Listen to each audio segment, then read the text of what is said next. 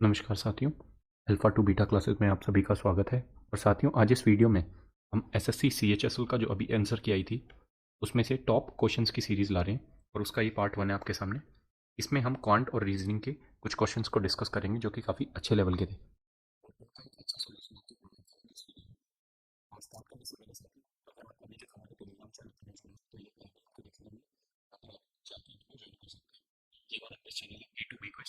इसको भी आप जाके ज्वाइन कर सकते हैं। स्टार्ट करते हैं साथियों अपने पहले क्वेश्चन से। इस क्वेश्चन को देखो आप। तो इसमें आपको बताना है कि कौन सा ऐसा पेयर है जो कि इस पैटर्न को फॉलो करता है। तो अगर आप ध्यान से देखें तो इस पैटर्न में दिया क्या हुआ है, 79, 89 और 101। और सेकंड वाले में दिया हुआ है 31, 41 और 47। तो ये जो नंबर आपको दिए गए हैं ना साथियों, ये कैसे हैं? ये प्राइम नंबर है, प्राइम नंबर। अब प्राइम नंबर अगर ये हैं तो इनका पैटर्न देखना पड़ेगा। जैसे 79 है, 79 के बाद कौन सा प्राइम नंबर आएगा? 80 नहीं आएगा, 81 नहीं आएगा, सीधा 83 आपको दिखेगा। और 83 के बाद आपको जो नेक्स्ट प्राइम नंबर दिखेगा वो साथियों 89 ही होगा। मतलब इन्होंने बीच में एक प्राइम नंबर को छोड़ दिया है। 89 के बाद जो नेक्स्ट प्राइम नंबर होगा वो कौन सा होगा? 90 नहीं होगा, 1 नहीं होगा, 2 नहीं होगा, 3 नहीं होगा, सीधा आपको 97 देखने को मिलेगा। ठीक है। 97 के बाद अगला प्राइम नंबर कौन सा होता है? 101। तो मतलब इन्होंने क्या किया है कि बीच में ये एक प्राइम नंबर को छोड़ रहे हैं और वो सीरीज ये चला रहे हैं। यहाँ पर भी आप देखोगे तो 31 के बाद जो अगला प्राइम नंबर है साथियों वो कौन सा होता है? वो होता है 37। उसको छोड़ दिया और 41 इन्होंने ले लिया। 43 के बाद जस्ट 47 आ गया, मतलब ये तो नेक्स्ट प्राइम नंबर ही हो गया। तो ये सीरीज तो नहीं हो सकती। इसको देखो 53, 61। अब साथियों 53 के बाद 59 एक प्राइम नंबर होता है और उसके बाद 61 है। ठीक है, ये यहाँ तक तो ठीक है। 61 के बाद अगला प्राइम नंबर 67 ही देखने को मिलता है, तो ये भी नहीं। अगला, अब इसमें देखो 29 के जस्ट बाद प्राइम नंबर जो आता है वो 31 है। 31 के बाद जो प्राइम नंबर आता है वो 37 है, मतलब इन्होंने एक नंबर को छोड़ दिया। तो ये यहाँ तक तो सही है। 37 के बाद अगला प्राइम नंबर क्या आएगा? 41। 41 को छोड़ दिया, उसके अगला प्राइम नंबर इन्होंने लिया और 43। तो यही सही आंसर है, सी ऑप्शन। ठीक है, ये हो नहीं सकता क्योंकि 17 के बाद अगला प्राइम नंबर 19 ही होता है। ठीक है जी, आपको ये क्वेश्चन समझ में आया होगा। आगे बढ़ेंगे। ठीक है, इस क्वेश्चन को देखो आप। ये क्वेश्चन साथियों थोड़ा सा आपको अटपटा लग सकता है अगर आपको इसका पैटर्न नहीं पता है तो। ठीक है, वैसे क्वेश्चन ये आसानी है। इसमें क्या दिया हुआ है? आपको नंबर्स दिए हुए हैं और आपको बताना है कि ऑड इसमें से कौन सा नंबर है। ठीक है, ऑड कौन सा पेयर है इनमें से, आपको वो आइडेंटिफाई करना है। तो अगर मैं इनको देखूं कि 104 जो है ना, 104 का जो साथियों स्क्वायर होता है उसको निकालोगे आप। 104 का स्क्वायर आएगा 100, 620, 4 का 16 और 100 इंटू 4 400, 400 का डबल 800।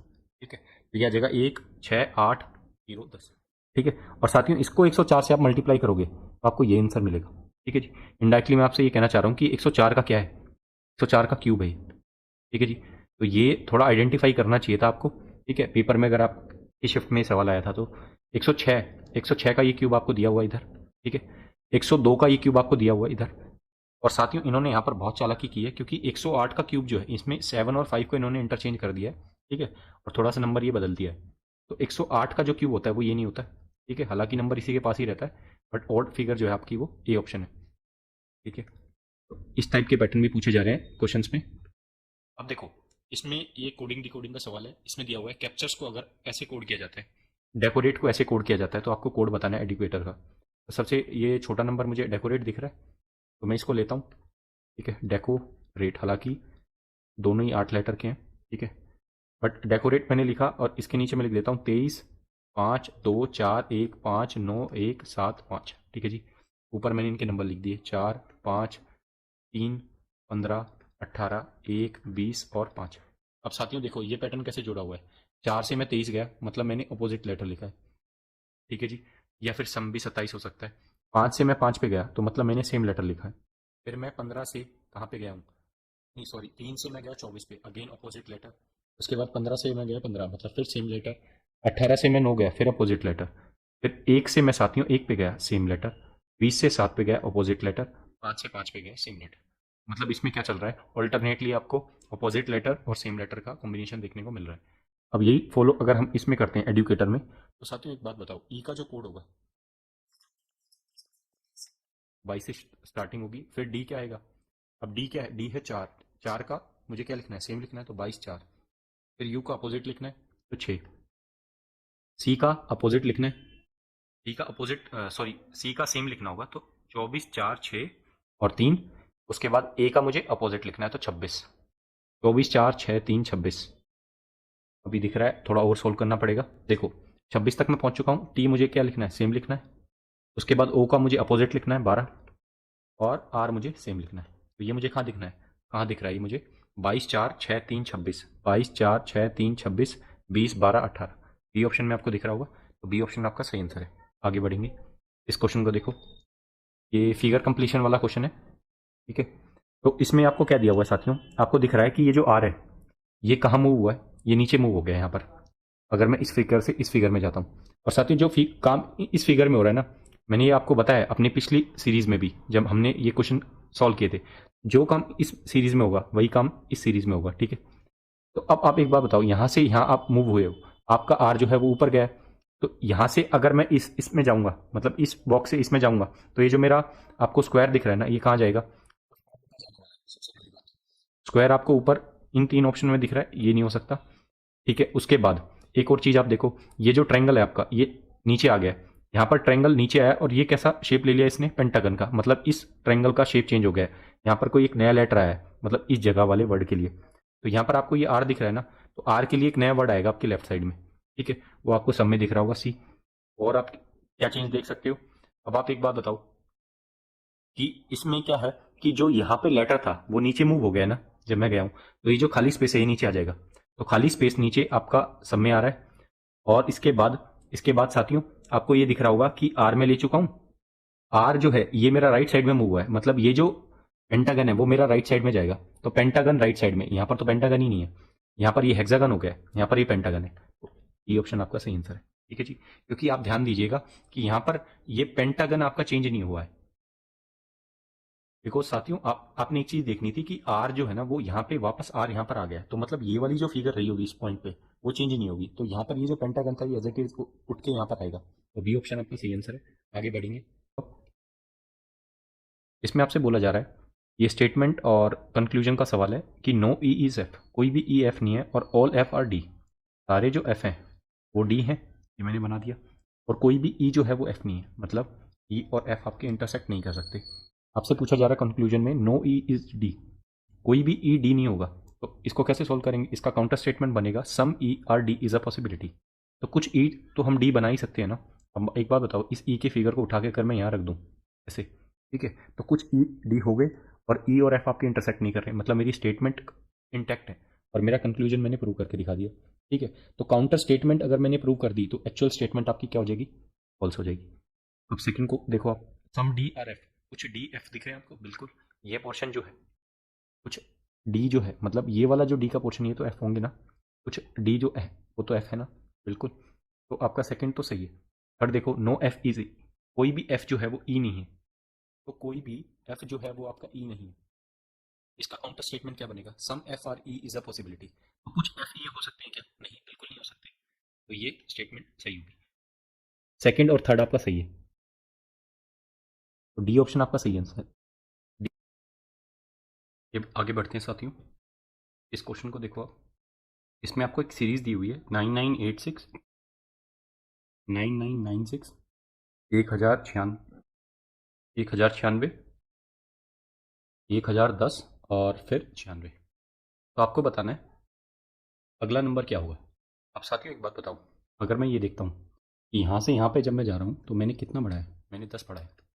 यहाँ से यहाँ जब मैं गया तो मैंने कितना बढ़ाया, तो अगर आप ध्यान से देखेंगे तो मैंने 100 बढ़ाया यहाँ पर, ठीक है जी। क्योंकि 96 मेरा इंटैक्ट है और लास्ट में यहाँ पर मैंने एक एक जोड़ दिया होगा और ये 1000 हो गया। इसके बाद यहाँ से यहाँ मैं जाऊँगा तो मैंने कितना बढ़ाया, 1000 बढ़ाया। साथ में यहाँ से यहाँ जब मैं जाऊँगा तो मैंने 10,000 बढ़ाना पड़ेगा मुझे। तो ये जो नंबर है लास्ट में आपके ये 1096, ये ऐसा का ऐसा ही रहेगा, ठीक है जी। 1096 आपका ऐसा ही रहेगा और पाँचवीं डिजिट पे आपका एक जुड़ जाएगा और एक आगे आ जाएगा, 111096, ये ऑप्शन। आगे बढ़ेंगे। इस क्वेश्चन को देखो आप, इसमें आपको दिया गया है कि BREW को 8 की तरह कोड किया जाता है, CALF को 14 की तरह कोड किया जाता है, DAWN का कोड आपको बताना है। तो ये पूछा गया सवाल इस पेपर में। आप एक बात बताओ, बी और आर, अगर मैं इनके लेटर के कोड लिखूं, बी का कोड होता है 2 और इसका आर का 18, ठीक है, डैश। ई और डब्ल्यू, ई का 5 होता है और डब्ल्यू का 23। अब खुद बताओ 2 और 8 कितने हो जाएंगे, 2 और 8 20 हो जाएंगे। 5 और 23 28 हो जाएंगे, 28 में से 20 माइनस करेंगे तो मेरे को 8 मिलेगा। मतलब सेकंड में जो लेटर लिखा हुआ है उन दोनों का सम करो और उसको फर्स्ट में से माइनस कर दो, आपका आंसर आ जाएगा। तो सिमिलर अगर वो मैं यहाँ पर करता हूँ, वही चीज़ यहाँ पर अगर मैं करूँ तो डी और ए, 4 और 1 माइनस डब्ल्यू और एन, 23 और 14, 23 में 14 जोड़ेंगे तो कितना हो जाएगा साथियों? ये हो जाएगा 37, और ये है 5, 37 में से 5 माइनस करेंगे 32, ये ऑप्शन। आगे बढ़ेंगे, इस क्वेश्चन को देखो, यहाँ से साथियों हमारे मैथ्स के क्वेश्चन स्टार्ट हो गए हैं। ठीक है, तो क्वेश्चन में दिया गया है एक कोई गाड़ी है जो कि 60 किलोमीटर ट्रैवल करती है, ठीक है, यूनिफॉर्म स्पीड से, और अगर कार की स्पीड को 8 किलोमीटर प्रति घंटे से बढ़ा दे, अगर मैंने स्पीड बढ़ाई है तो उसको कितना कम टाइम लगेगा? उसको 2 घंटे कम लगेंगे। उसको 2 घंटे कम लगेंगे साथियों, वही सेम डिस्टेंस को कवर करने के लिए। ध्यान देना साथियों, मेरा डिस्टेंस सेम है। तो आपसे पूछ रहा है कि ओरिजिनल स्पीड बता दो कार की कितनी है। तो मैं कहता हूँ कि आप इस पर्टिकुलर सवाल को 2 तरीके से कर सकते हो। एक तो वो ट्रेडिशनल मेथड है जो एक्स मान के आप कर सकते हो, और एक है साथियों फैक्टराइजेशन का मेथड। ठीक है, वो आई एम श्योर आप मेथड जानते होंगे एक्स वाला। यहाँ पर मैं आपको फैक्टराइजेशन वाला मेथड सिखाऊंगा। कि आप एक बात बताओ, डिस्टेंस आपका कांस्टेंट है ना, तो 60 के ऐसे 2 फैक्टर कर लो कि जहाँ पर आपकी जो स्पीड है उनका डिफरेंस जो है वो 8 आए और टाइम का डिफरेंस आपका 2 आए। तो आप एक बात बताओ, 60 के अगर मैं फैक्टर लिखता हूँ तो वो क्या क्या हो सकते हैं? भाई वो 4 हो सकता है, ठीक है, और 4 को किससे गुना करना पड़ेगा? 15 से, और फिर 15 के बाद और क्या आएगा? 10, 6 भी आ सकता है। ठीक है, बट मुझे ऐसे फैक्टर ढूंढने हैं जहाँ पर गैप 8 का हो स्पीड में। तो अगर मैं ये स्पीड मान रहा हूँ और ये टाइम मान रहा हूँ, तो 15 से आगे 8 तो 23 हो जाएंगे, तो 23 से तो इससे कटेगा नहीं।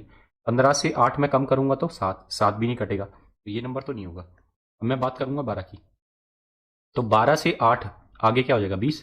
बिल्कुल, 20 और 12 काट सकते हैं एक दूसरे को, तो 12 के टेबल में 5 पे और 20 के टेबल में 3 पे। अब साथियों देखो, आपका पैटर्न फिट हो गया। अगर इनिशियल स्पीड 12 रही होगी तो उसमें 8 जोड़ दिया तो 20 आ गई स्पीड। इन दोनों का डिफरेंस जो है वो 2 घंटे, ये भी सेटिस्फाइड कर रहा है, ये भी सेटिस्फाई कर रहा है। तो आपकी जो इनिशियल स्पीड रही होगी वो 12 किलोमीटर पर आवर। ये ऑप्शन आपका सही आंसर है। ठीक है जी, और इसी के लिए मैंने आपके लिए प्रैक्टिस के लिए एक क्वेश्चन और रखा है। इसको देखो, आप इसको ट्राई करो खुद से पहले। तो इसमें दिया गया है कि एक कार जो है वो 60 मिनट पहले चली है शेड्यूल टाइम से। तो अगर वो 60 मिनट पहले चली है तो उसको अपनी स्पीड को क्या करना पड़ेगा? कम करना पड़ेगा, अगर उसी टाइम पर पहुंचना है तो। ठीक है, तो उसने अपनी स्पीड को 14 किलोमीटर प्रति घंटे से कम कर दिया। ठीक है, और इस तरीके से उसने 280 किलोमीटर ट्रैवल की। आपसे पूछ रहा है यूजुअल स्पीड बता दो कार की। मैंने बोला अगेन वही बात, 280 के ऐसे फैक्टर बताओ कि जहां पर डिफरेंस आपका 14 का है। तो हम थोड़े बड़े नंबर सोचेंगे, जैसे 40 में सोच सकता हूँ।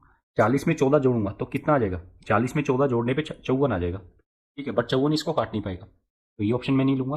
40 से कम मैं देखूंगा तो 26 आएगा, 26 और 14 40 होता है, वो भी नहीं काट पाएगा। 40 को मैं नहीं लूंगा। अब मैं आगे आऊंगा। ठीक है, आगे क्या मिलेगा मुझे? और आप सोच सकते हो 42, 42 इसको काटेगा नहीं, और आप जा सकते हो 35 पे। 35 इसको काट देगा कितने पे? 8 पे। तो 35 में अगर मैं 14 जोड़ता हूँ साथियों, तो 35 में 14 जोड़ने पर कितना होगा? ये 49 होगा। तो 49 तो इसको काट नहीं पाएगा, तो इसको भी एलिमिनेट कर सकते हैं।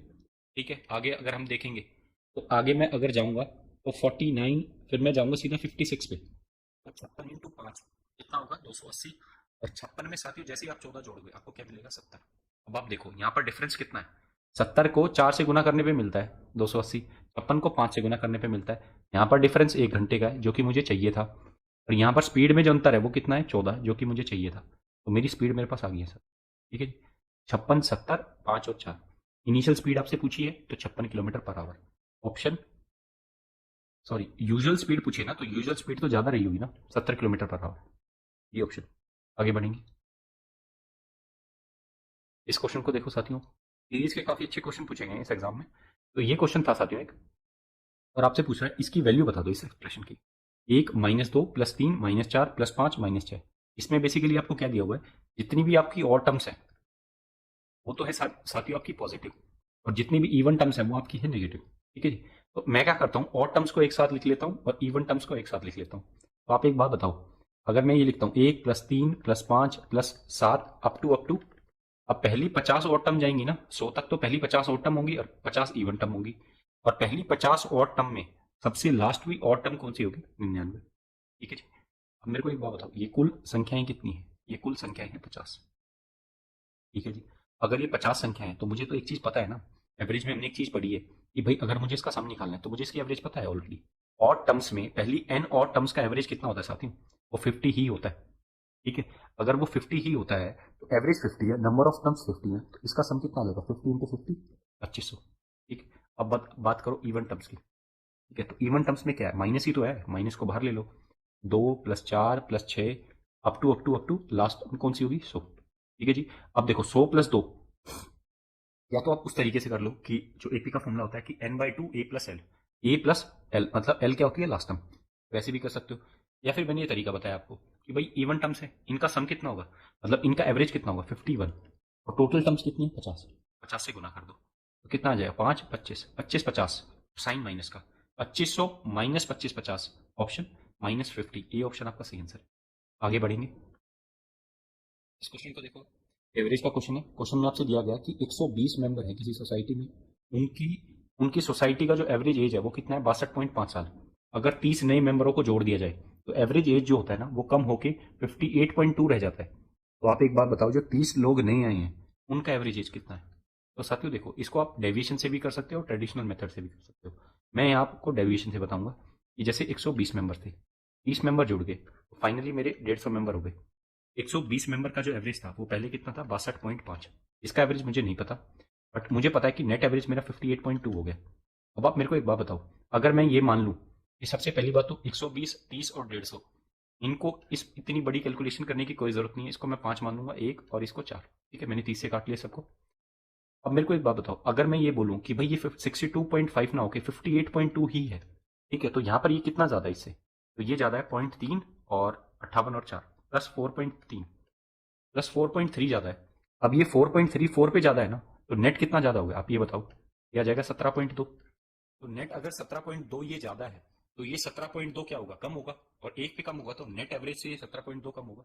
नेट एवरेज कितनी है 58.2, इससे 17.2 कम कर लो, कितना आ जाएगा आपका 40 आ जाएगा। मतलब ऑप्शन ये आपका सही आंसर होगा। ठीक है, उम्मीद करते हैं कि ये चीज आपको समझ में आई होगी। आगे बढ़ेंगे, इस क्वेश्चन को देखो आप। इसमें आपसे बोला गया है कि इस पर्टिकुलर एक्सप्रेशन की वैल्यू किसके इक्वल होगी, ये पूछा जा रहा है आपसे।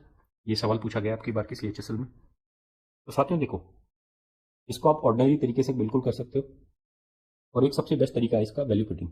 तो वैल्यू पुटिंग में आप क्या करो, अब देखो इसमें हम वैल्यू किसकी जीरो माने, ये चीज है मेन देखने वाली। आप एक बार बताओ, जो सी का कोफिशिएंट है ना वो आपको सब में अलग दिख रहा होगा, तो मैं क्या करता हूं कि मैं सी को जीरो नहीं बनाऊंगा, मैं बी को जीरो बनाऊंगा या ए को जीरो बनाऊंगा। तो आप इनमें से किसी को भी जीरो बना सकते हो। ठीक है, तो अगर मैं, आप एक बात बताओ, या तो अगर मैं, मेरे पास दो ऑप्शन है, या तो मैं दोनों को जीरो बनाऊं या मैं एक को जीरो बनाऊं। अब जैसे अगर मैं इन दोनों को जीरो बनाऊंगा ना साथियों, तो एक चीज देखो, अगर ए और बी दोनों जीरो हो गए तो ये -c³ + 4c³ - 8c³ + 8c³ answer तब भी आ जाएगा मेरा। तो अगर मैं दोनों को जीरो बनाता हूं, तो मैंने ए और बी को जीरो बना दिया, तो ये क्या बचेगा 2c, और यहाँ क्या बचेगा साथियों, ये जीरो ये जीरो ये जीरो, सॉरी ये जीरो नहीं होगा, ये 4c, ये प्लस का आपका 4c² बचेगा, और बाकी सब जीरो हो जाएगा आपका। ठीक है, तो आपका कितना आ जाएगा 8c² आ जाएगा प्लस में। ये ऑप्शन आपका सही है। ठीक है जी, उम्मीद कर रहे हैं कि आपको ये चीज समझ में आई होगी। वैसे आप इसको अगर मान लो आपके पास दो ऑप्शन सेम रहते हैं, ठीक है, अब तो ये जैसे आसान क्वेश्चन था, मान लो आपके पास दो ऑप्शन सेम रहते हैं जिसमें +8c³ भी है, तो उस केस में मेरी आपसे ये एडवाइस है कि आप पता क्या करो, आप सी को जीरो मत बनाना, उसमें से आप ए या बी किसी को भी जीरो बना लो। ठीक है, और दूसरे को उसमें ए को 1 पुट कर लो और सी को 1 पुट कर लो। ठीक है, और वहां से वैल्यू निकाल के आप चेक भी कर सकते हो। आगे बढ़ेंगे, इस क्वेश्चन को देखो आप। इसमें बोला गया है half of a certain sum is lent at 20% rate of interest. मतलब किसी सम का, किसी मूलधन का आधा भाग जो है उसको 20% ब्याज की दर पे निवेश किया जाता है, और बचे हुए भाग का 2/5 भाग 25% पे दिया जाता है, और बचे हुए भाग का जो पूरा बचा हुआ भाग है उसको, बाकी बची हुई राशि को 10% ब्याज की दर पे दिया जाता है। ऐसा करने पर 2 साल बाद सिंपल इंटरेस्ट जो है, सालाना ब्याज जो है वो 360 रुपये प्राप्त होता है। तो आपसे पूछ रहा है मूलधन बताओ, तो आपका सम है वो कितना है। तो साथ में एक बात बताओ, अगर मैं ये बोलता हूँ कि जैसे हाफ है फिर 2/5 है, तो मैं इनका एलसीएम मान लेता हूँ, मतलब मैंने मान लिया कि मान लो आपका सम जो है वो 100 रुपये, तो यहाँ पर उसका हाफ मतलब 50 रुपये, और इसका हाफ 50, और 50 का 40%, क्योंकि 2/5 40% होता है, वो हो गया 20। ठीक है, और बचा कितना, 50 20 70 और 30 बच गया।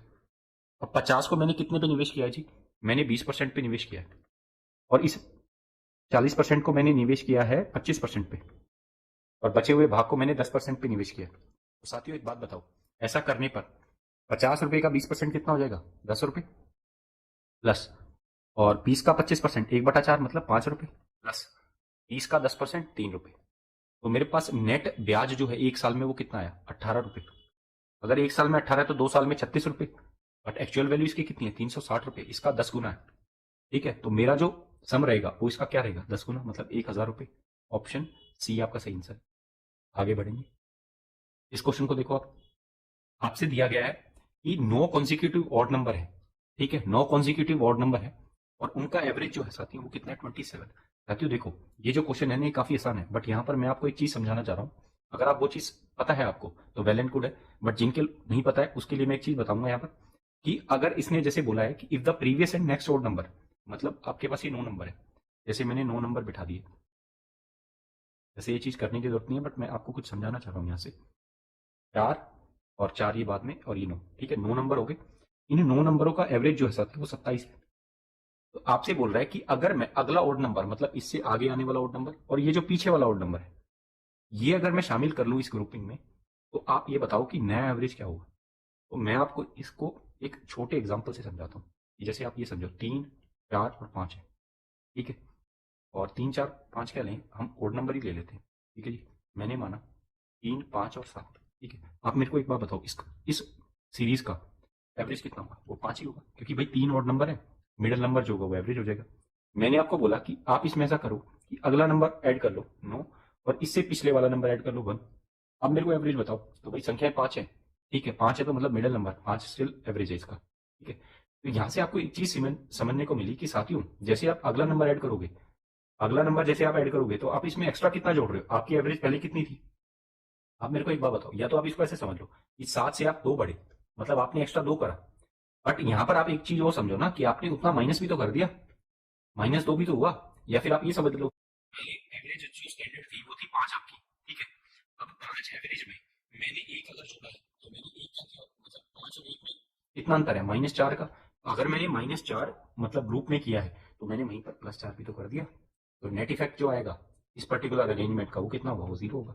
तो एवरेज पे कोई फर्क ही नहीं पड़ेगा। यही चीज मैं आपको समझाने वाला था कि साथियों कभी भी अगर आप राइट मोस्ट नंबर जो उठाओगे, अगर वहीं पर आपने लेफ्ट मोस्ट नंबर भी उठा लिया, तो नेट जो आपका ग्रुप है ना उसमें जो चेंज आएगा वो 0 रहेगा, क्योंकि वो एवरेज आउट हो जाएगा। ये चीज जितनी प्लस में होगी उतनी ये चीज माइनस में होगी, तो नेट इफेक्ट क्या होगा, 0। तो इसका सही ऑप्शन कौन सा रहेगा, तो वो ये रहेगा कि आपकी एवरेज चेंज ही नहीं होगी, तो आपका आंसर 27 ही रहेगा। ठीक है, तो उम्मीद करते हैं कि ये लर्निंग आपने यहाँ से ली होगी। तो आज के लिए साथियों हमारे इतने ही क्वेश्चन थे। ठीक है, जल्दी हम इसका पार्ट 2 भी लाएंगे। ठीक है, मुझे थोड़ा सा टाइम कम मिल रहा है अभी कुछ दिनों से, तो जल्दी हम इस पे वर्क भी कर रहे हैं। और साथियों आपको जैसा पता होगा कि मैं सारी चीज़ सिंगल हैंडेडली करता हूँ, मतलब खुद ही पीडीएफ बनाता हूँ और फिर खुद उनके वीडियो सोल्यूशन वगैरह देता हूँ। थोड़ा टाइम लग जाता है, बट जितना हमसे हो पाता है हम उतने आपके लिए एफर्ट्स पुट इन कर रहे हैं। और आपको अगर कंटेंट में अच्छा लग रहा है और आपको ऐसा लग रहा है कि कुछ इन्फॉर्मेशन आपको बताई जा रही है, कुछ आप सीख पा रहे हैं, तो आप वीडियो को क्या कर सकते हैं, लाइक कर सकते हैं। आपकी एक लाइक से हमें काफ़ी मोटिवेशन देखने को मिलता है और हम और बेहतर वीडियो आपके लिए ला पाते हैं। और अगर चैनल को सब्सक्राइब नहीं किया तो इस चैनल को सब्सक्राइब कर सकते हैं। साथ ही साथ आपका कोई भी सुझाव है उसको आप बेझिझक कमेंट सेक्शन में मेंशन कर सकते हैं। ठीक है, और ये हमारा चैनल है अल्फा टू बीटा क्लासेस, तो आप टेलीग्राम पे ज्वाइन कर सकते हैं पीडीएफ के लिए। ठीक है, तो आज के लिए इतना ही। जल्दी हम और भी कंटेंट के साथ आएंगे, तब तक के लिए अपने परिवारजनों के साथ रहें, खुश रहें। जय हिंद।